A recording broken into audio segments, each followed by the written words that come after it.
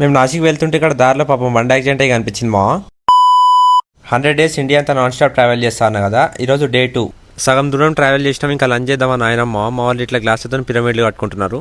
బాగా excitement feel అవుతుంది. తినే దగ్గర మేము నిమ్మకాయ చెప్తే ఆరెంజ్ తెచ్చి ఇచ్చిండు. ఇంకా మేము తినేసి నాసిక్ అయితే స్టార్ట్ అయిపోయినామా. 64 kilometers రీచ్ అయిపోతాం. వెళ్ళేదారులు ఇక్కడ మాకు సన్సెట్ కనిపించింది. చాలా అంటే చాలా బ్యూటిఫుల్గా ఉంది. అవుదాం అనుకున్నాం కానీ ఇంకా టైం లేదు. ఫాస్ట్గా రీచ్ అవ్వాలని మేము సన్సెట్ కూడా మిస్ చేసుకొని వస్తే ఇక్కడ ట్రాఫిక్ జామ్ అయింది మా. ఘోరం ట్రాఫిక్ జామ్. ఒక 1 hour పట్టింది మాకు ఇక్కడనే. ఈయన స్నేహితుడు సినిమాలో విజయ్ లాగా ఆ ట్రక్కి రోడ్ క్లియర్ చేస్తా ఉన్నాడు. సరే ఇంకెట్లా ట్రాఫిక్లో అయిపోయినాం కదా అని ఇక్కడ వ్యూ ఎంజాయ్ చేద్దామని వచ్చేసినాం. వ్యూ ఎంజాయ్ చేసేలోపు ట్రాఫిక్ కూడా క్లియర్ అయిపోయింది. ఇంకా మేము కూడా స్టార్ట్ అయిపోయినాం. ఇంకా మేము వెళ్తా ఉంటే ఇక్కడ కొండలు గుట్టలు ఇవన్నీ కనిపిస్తా ఉన్నాయి. పాపం వీళ్ళ టైర్ పంక్చర్ అయినట్టుంది, కష్టపడతా ఉన్నారు. సర్లే ఏముంది మనం చేసేది ఏం లేదని మేము అట్లనే వెళ్ళిపోతా ఉన్నాము.